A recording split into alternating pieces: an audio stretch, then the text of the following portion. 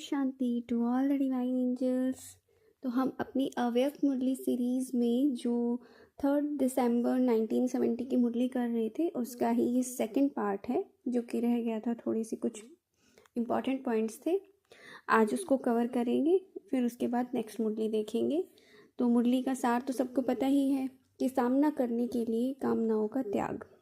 आगे देखते हैं मुरली में बाबा क्या कहते हैं कि सदैव अपने को विजयी रतन समझकर हर संकल्प और कर्म करो। कि कोई भी संकल्प और कर्म करने से पहले ही डिसाइड कर दो, अपनी जीत निश्चित कर दो, पहले से ही अपने डिज़ायर्ड रियलिटी को एक्सेप्ट कर लो कि हम ये चाहते हैं। मास्टर सर्वशक्तिमान कभी हार नहीं खा सकते।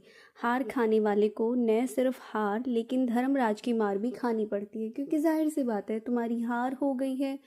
दैट मीन्स कि तुम्हें कहीं ना कहीं तुमसे कुछ गलतियां हुई हैं, तो गलतियों की तो बाद में सज़ा भी मिलती है। और हार का मतलब सिर्फ इसी सेंस में मत लो कि बाद में धर्मराज की सज़ाएं मिलेंगी।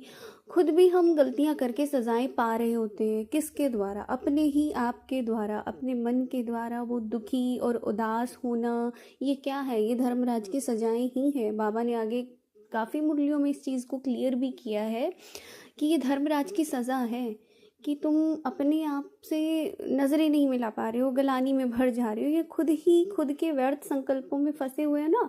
तो ये धर्मराज की ही सज़ा है। सज़ा के लिए तुम्हें कोई अलग से डंडे नहीं बरसने तुम्हारे ऊपर। और ये सज़ा का मतलब भी जानते हो क्या है? कि इस समय तुम्हें जिन शक्तियों को अपने पुरुषार्थ में लगाना चाहिए था, आगे बढ़ने में लगाना चाहिए था, अब तुम इन्हीं शक्तियों को वेस्ट कर रहे हो, यूज़ नहीं कर पा रहे हो। जस्ट बिकॉज कि आप दुखी हैं, परेशान हैं, तो कैसे आप सोच सकते हो कि आप कुछ अच्छा और बेहतर कर सकते हो? नहीं कर सकते हो। तो फिर बाबा ने कहा कि इसलिए ना अब जो है अपने संपूर्ण स्वरूप को धारण करने की प्रतिज्ञा करो। फिर पॉइंट टू बी अंडरलाइन, प्रयत्न और प्रतिज्ञा में बहुत फ़र्क है। प्रतिज्ञा 1 सेकंड में की जाती है, प्रयत्न में समय लगता है। इसलिए अब प्रयत्न का समय भी गया। अब तो प्रतिज्ञा और संपूर्ण रूप की प्रत्यक्षता करनी है कि हम प्रयास कर रहे हैं, हम बार बार कोशिशें कर रहे हैं कि नहीं मैं तो ट्राई कर रहा हूँ, हो जाएगा, मेरी कोशिश है पूरी। अब समय गया।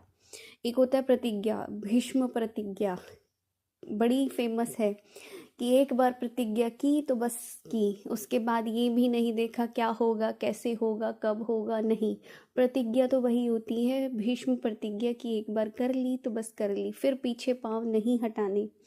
और प्रयत्न तो है कि बंदा करता ही रहे, करता ही रहे। तो बाबा ने बोला इसी के आधार पर अब प्रत्यक्षता करनी है।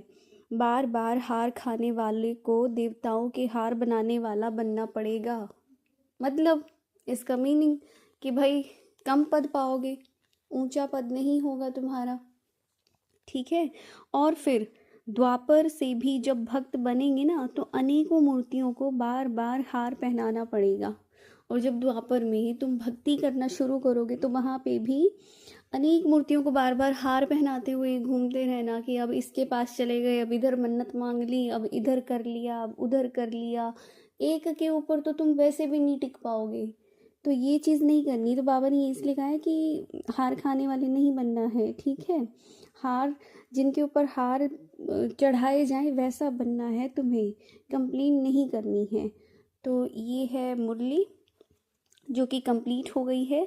अब नेक्स्ट वीडियो में ही हम नेक्स्ट मुरली देखेंगे, ठीक है। जिनको भी चैनल अच्छा लग रहा है, मुरली से आपको फ़ायदा मिल रहा है, तो चैनल को आप लाइक कर सकते हैं और शेयर भी कर सकते हैं दूसरों के साथ।